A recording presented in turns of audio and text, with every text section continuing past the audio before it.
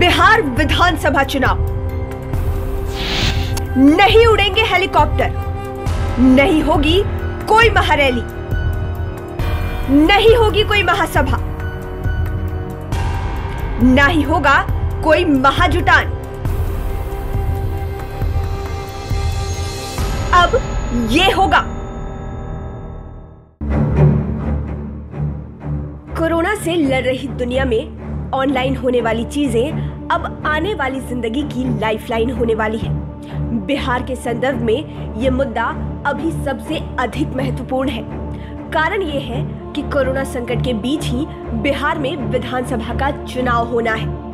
Bhajpa online voting की वकालत कर रही है। सुशील मोदी तो इस मुद्दे पर खुलकर बोल रहे हैं। मुख्यमंत्री नीतीश कुमार भी ऑनलाइन मीटिंग कर रहे हैं, न सिर्फ पदाधिकारियों के साथ बल्कि जदयू के नेताओं और आम आवाम के साथ भी।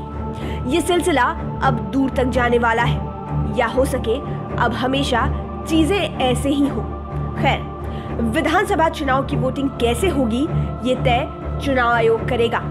सिस्टम कितना तैयार है ये भी आयोग को देखना है। लेकिन एक बात तो तय है कि बिहार विधानसभा के चुनाव समय पर या कुछ देरी से भी होते हैं तो चुनाव का प्रचार बिल्कुल बदला सा दिखेगा।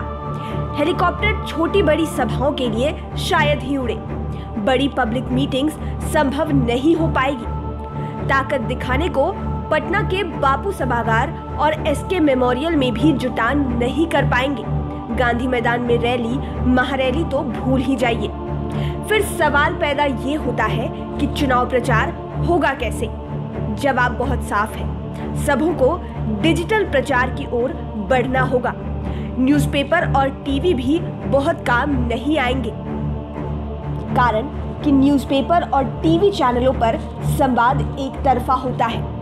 पाठक या दर्शक का रिस्पॉन्स आप नहीं जान पाते हैं, जबकि चुनावी मीटिंग और सभाओं में आप लोगों की उपस्थिति, भाषण सुनने के घंटों के इंतजार और तालियों की गड़गड़ाहट से लोगों का मिजाज पढ़ लेते हैं। इसलिए तय मानिए कि आपको बिहार विधानसभा के चुनाव में अपना प्रभाव दिखाना है तो डिजिटल होना ही होगा। ऑनलाइन जानना समझना होगा पब्लिक के मिजाज को। यहाँ जब कभी कोई डिजिटल प्लेटफॉर्म या मीडिया समूह चुनाव के पहले मुद्दा आधारित ऑनलाइन पोल शुरू करेगा, ट्रेंड आपको दिखने लगेगा। पब्लिक के रिएक्शंस सामने आने लगेंगे। गुस्सा और प्यार दोनों दिखेगा। यहाँ कुछ छुपा नहीं होता।